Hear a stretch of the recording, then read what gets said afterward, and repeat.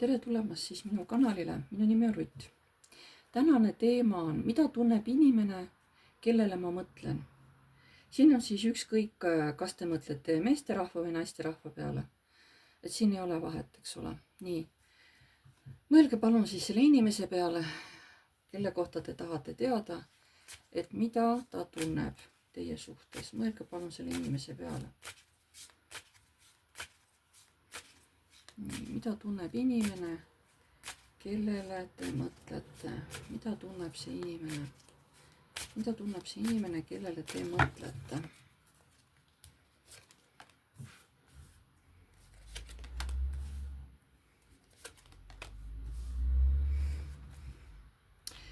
No esiteks, kui teil oli mingi teema temaga, siis tema kindlasti eemaldus teist. Tema tunneb, et teda on petetud, talle on valetatud temaga, et te olete temaga ebaausalt käitunud. Aga te lähete talle siiski korda, te olete ikkagi talle tähtis. Mida tunneb inimene, kellele te mõtlete? Ta meenutab teid väga palju oma mõtetes seda aega, kui teil oli koos hästi mõnus, hästi fun, kui sai palju naerda. Hästi palju mõtleb selle peale. Näed, kui mõnus meil tookord oli vanasti, kui palju me saime naerda. Ükskõik vahet ei ole, kas te mõtlete siin meesterahva või naisterahva peale. Nii, mida tunneb inimene, kelle peale te mõtlete? Ta praegu tegelikult ootab uut algust teiega. Ta ootab, et kuni Fortuna toob mingisuguse sellise hetke, kus saaks hakata uuesti suhtlema. Praegu ta tõesti, ta nagu ootab pikisilmi, et saatus ise äkki toob selle uue võimaluse, et saaks hakata teiega uuesti suhtlema. Mida tunneb inimene, kelle peale te mõtlete? Ta loodab ikkagi tõesti, et äkki tuleb see hetk, sest ta väga-väga tahab teiega suhelda ja ta loodab ikkagi, et see hetk tuleb. Sest ta tahab teiega väga, tal on nii palju küsimusi teile. Ja ta ütleb, et ma armastan sind, sa oled mulle hästi tähtis. Aga praegu ma tõesti nagu kardan, sest ma ei tea, kuidas ma pean või mis ma pean nagu tegema sinu suhtes, on ju.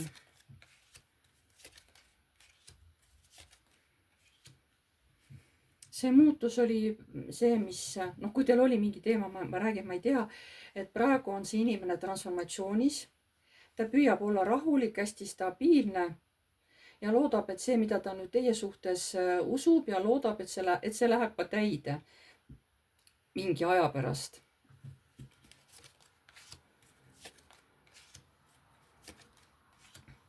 Jah, et äkki te muutute nagu kuidagi leebemaks, pehmemaks ja äkki ikkagi teete nagu valiku tema suunas.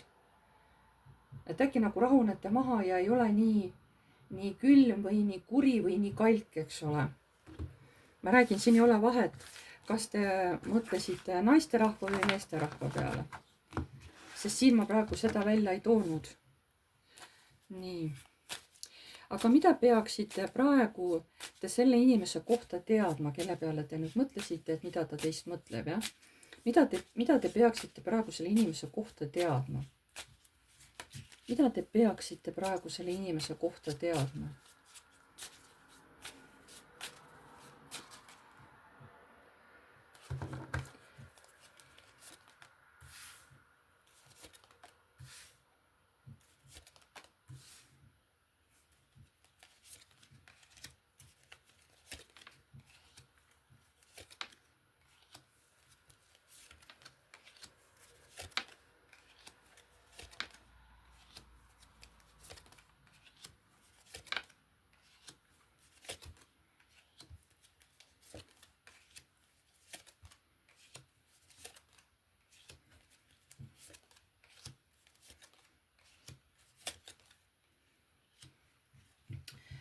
Seda, et ta tegelikult on selline rahulik inimene.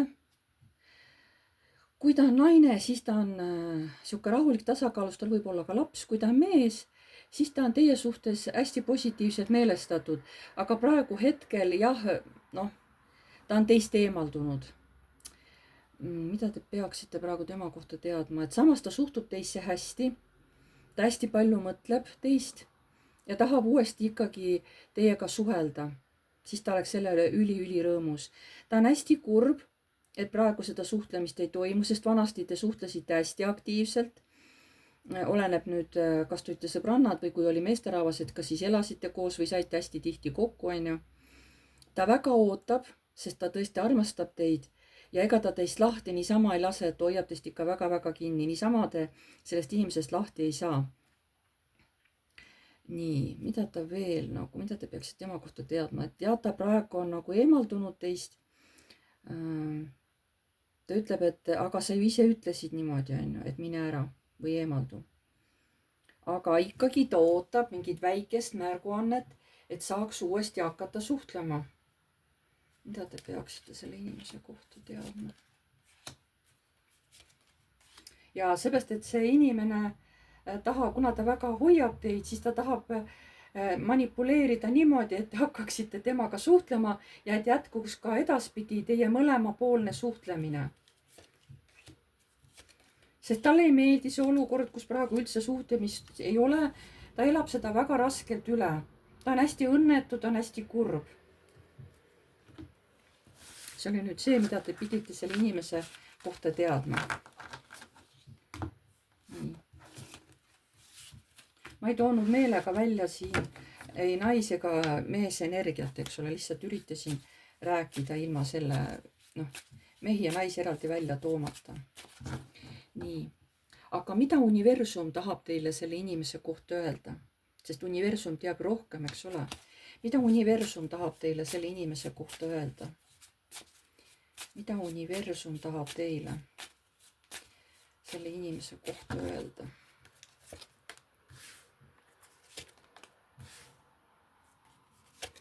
Et see inimene ootab, ta hästi palju mõtleb teie peale ja ta on praegu transformatsioonis. Mida tahab universum teile selle inimese kohta öelda? Et tal on teie suhtes tunded, vahet ei ole, kas mees või naine, ja ta nii tahaks ikkagi, et teie teeksite valiku ja et see tema unistus läheks täide. Mida?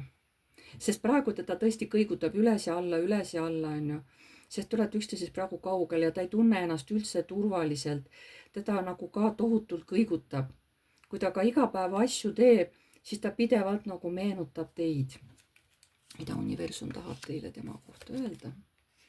Et see, mis teie vahel juhtus, see oli talle päris suur raputus, sest teiega on nii mõnus suhelda ja ta on hästi kurb, kui see nüüd ei peaks jätkuma. Mida universum tahab selle inimese kohta öelda?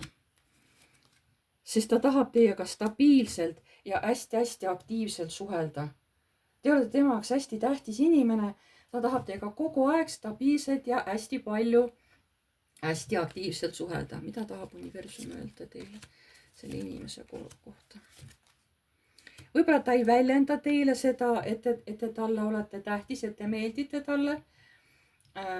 Ta üritab sellest teemast võib-olla kiiresti üle libiseda või kui ta väljendabki seda armastust, kui ta näiteks seda varem tegi, siis ütleb ta seda hästi kiiresti, onju. Sest ega ta kogu aeg teile seda ei ütle, et te olete talle tähtis või et olete talle kallis, onju. Räägin, vahet ei ole, kas on meesterahvas või naisterahvas, onju. Et eks ta natuke kaitseb ka iseennast, onju, mis siis, et ta armastab teid, et olete talle tähtis. Mida universum tahab teile tema kohta öelda? Et ärge muretsega, varsti asjaolud muutuvad, varsti hakata uuesti jällegi üksteisega suhtlema. Et oodake, varsti see kõik juhtub, hakata uuesti suhtlema. Nii, ja tänaseks ongi siis kõik. Kui teile meeldis, pange palun like, kui tahate kommenteerida, siis kes tahab kommenteerida, et siis võite seda teha.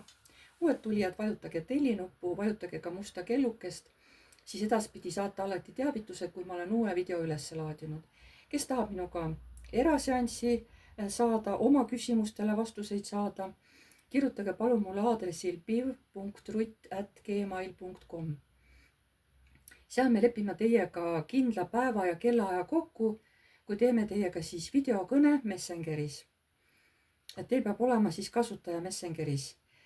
Ja enne kui te tulete, panete mulle aja kirja, palun veenduge selles, et teil videokõnes, et heli ja pilt, et kõik töötab. Sest kui ainult pilt on ja heli ei ole, siis ma ei saa teiega seanssi teha. Et alati veenduge enne, tehke kellegagi kontroll, sihuke videokõne, vaadake, kas heli ja pilt, kas kõik tuleb ilusti läbi ja kas see heli on hea ja puhas, kas üksteist on hästi kuulda. Sest mulle on see hästi tähtis. Kui kliendil on mingisugune ütleme takistus näiteks heliga või kui ma väga halvasti kuulen, mul on väga raske siis teha teiega niimoodi seanssi. Sest mul peab info jooksma ja kui ma pean üle küsima või kui teie peate üle küsima, et mis te nüüd ütles, et ma ei kuulnud, siis minul läheb juba mõte ja informatsioon läheb minul juba kaotsi. Sellepärast on see heli kvaliteet väga-väga tähtis. Et isegi kui te ei näe mind, me saame ju teha ka seal mitte videokõne, seal on ka telefonimärk, saame ka lihtsalt helistada. Et ei pea isegi mu kaarte nägema. Peaasi, et me saame rääkida üksteisega, jah. Et kui tõesti muidu ei saa, aga hästi tungiv palve, palun kontrollige enne kellegi teisega, tuttavaga, sõbraga, sõbrannaga, ma ei tea, lastega, et kas see video tuleb hääl läbi, kas tuleb pilt läbi, kas kõik on okei. Sest aeg-ajalt mul tuleb selliseid inimesi, kes ei ole kontrollinud seda videot ja siis meil on väga raske teha seanssi, mõnikord täitsa võimatu, on ju. Ja mul on alati nii kahju siis sellest, sest ma tahan tavaliselt inimesi aidata. Ja ma olen kurb siis, kui siis mina siin palju aidata ei saa, on ju. Sest mina ei saa ka ju minna sinnapoole ja vaadata, et mis see nagu viga on ju. Et palun kontrollige enne kõik need asjad läbi. Kui midagi on, paluge kellegi abi, kes aitaks teil need kõike nagu need, mis seal need mingisugused segavad asjad on, et see kõik ära parandada. Ja siis ma nagu veel kordan, et see seanss on tasuline. Individuaalne seanss on alati tasuline. Et siin saate tasuta vaadata, aga eraseansid on alati tasulised. Ja siis enne kui te tulete minu seansile, kirjutage enda jaoks paberile küsimused ülesse punkthaaval, lihtsalt selle jaoks, et teil ei läheks need küsimused meelest ära. Ja kui te tulete minu seansile, siis mina teen niimoodi, on ju, et minul on alati vaja teada inimeste eesnimesid, et inimeste eesnimi, tema vanus, siis kas ta on abielus, kas ta on suhtes on või ta on vallaline ja et kas tal on lapsi ja siis, ja viimane, et kes ta teie jaoks on. On ta teie jaoks tuttav, töökaaslane, sõber on ju, või siis armuke, sest see on ka hästi tähtis. Et kõik need asjad, et te teaksite, et kui te tulete minuga seansile, et mida ma siis tahan teada, inimese eesnimi, kelle kohta tahate küsida, on ju, et inimese eesnimi, vanus, mis ma ütlesin, inimese eesnimi, vanus, kas ta on abielus, vallaline, lahutatud, kas tal on lapsi ja siis, et kes ta teile on. Lihtsalt tuttav, töökaaslane, sõber või siis ütleme armuke on ju, või mees või kes ta teile seal on ju. Kui on siis seal poeg või tütar, siis on selge, eks ole, siis ütletegi, kas on need poeg või tütar või seal õde või kelle kohta küsida tahate, on ju, ükskõik vanaema, ema, isa, onu on ju, et see oleks nagu mulle tähtis, kõik need asjad on mulle nagu hästi tähtsad. Ma varem ei tulnud selle peale, et see teada saada, kas inimesel on ka lapsed, on ju. Sest pärast, kui ma seletan kaardidega, siis ma saan paremini nagu infost aru. Sest see tuli mul praegu täiendusena see info juurde. Eks kui ma teiega siis hakkan seanssi tegema, eks ma teile siis informeerin ka teid sellest, et mida ma tahan ja ootan, missugust infot mul on eelnevalt vaja, enne kui ma hakkan teiega seanssi tegema, sest päris tühja koha pealt ma niimoodi ei tee, et ma üldse mitte midagi ei pea teadma. Ei, mingisugused baasinfo peab mul ikkagi inimese ja inimeste kohta olema. Et päris tühja koha pealt ma niimoodi ei tee inimestega selliseid seansse, sest teie küsite ja siis mina vastan. Seal ma ei tee teile niimoodi videot, nagu ma siin teen. Siin ma pean ise teemad välja mõtlema, on ju. Aga kui teiega tuleb seanss, siis seal ikkagi on küsimus ja vastus. Teil peavad olema juba küsimused, mida te tahate minu käest küsida. Et see ei ole see koht, kus mina hakkan teile lihtsalt, et oi, et mis mind ees ootab ja siis ma hakkan nagu mingis videos teile niimoodi rääkima. See ei ole see koht. Seal ongi küsimus, vastus. Ja seansile tulge alati üksi, olge alati üksi ruumis. Ei, mis siis, kui teil on seal abikaasa või keegi tahab, ei, sest teie energiat segunevad ja mina ei saa teile enam reaalseid õigeid vastuseid anda. 2 inimest juba ruumis, nende energiat segunevad ja mina sealt ei saa enam õiget informatsiooni kätte. Palun olge ruumis alati üksi, kui see on ikkagi võimalik, sest muidu ma ei saa teile anda nagu tõeseid vastuseid. See on minu töö juures, kuidas mina töötan on ju teiega, see on minu jaoks nagu hästi-hästi oluline. Ja millega ma ei tegele ka terviseteemadega, aeg-ajalt küll kliendid küsivad, ma võin ju vastata, aga ma räägin, see ei ole minu teema, võib-olla ma ei pruugi rääkida teile seda, et ma lihtsalt ei näe võib-olla seda niimoodi, et see ei ole päris minu nagu spetsiifiline teema ja ka kohtuteemadega ma ei tegele. Et seal on väga palju inimesi, igaüks muudab midagi ja seal on raske näha seda lõpptulemust, eks ole, et sellepärast ma nende asjadega ka nagu ei tegele. Vot. Ma tänan teid siis kõiki ja jääme jälle nägemiseni.